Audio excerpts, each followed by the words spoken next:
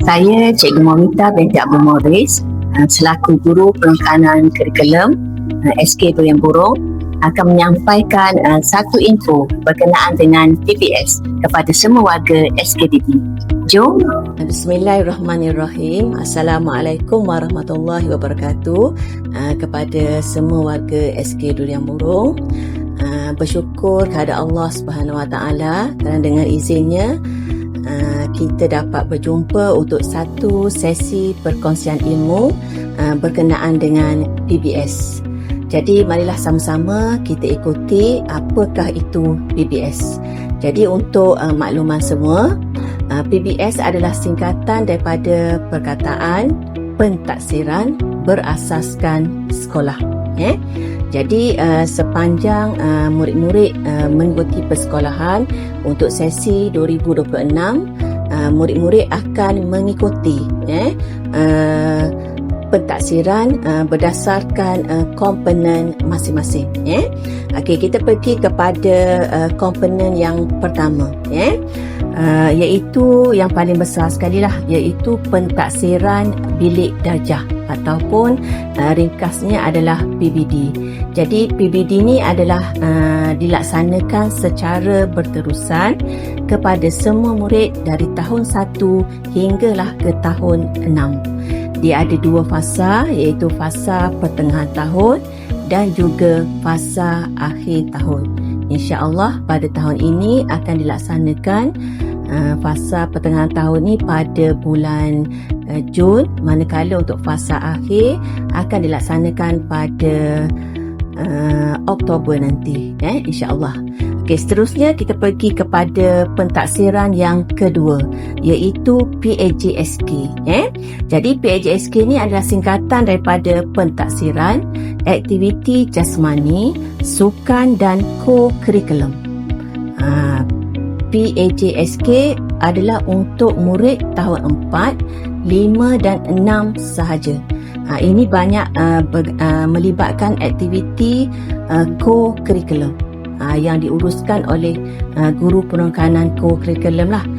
Seperti PBD tadi, di bawah saya lah selaku penekanan pentadbiran. Okey, jadi yang ketiga, komponen yang akan murid-murid ikuti nanti iaitu berkenaan dengan SEGAP. Nama penuhnya ialah Standard Kecergasan Fizikal Kebangsaan. Jadi pentaksiran SEGAP ni hanya untuk murid tahap 2 sahaja, iaitu tahun 4, 5 dan 6.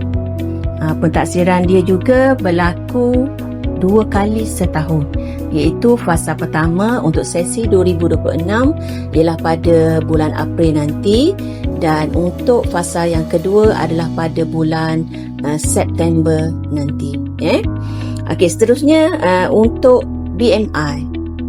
BMI iaitu Indeks Jisim Badan, untuk murid-murid yang berumur 5 hingga 9 tahun.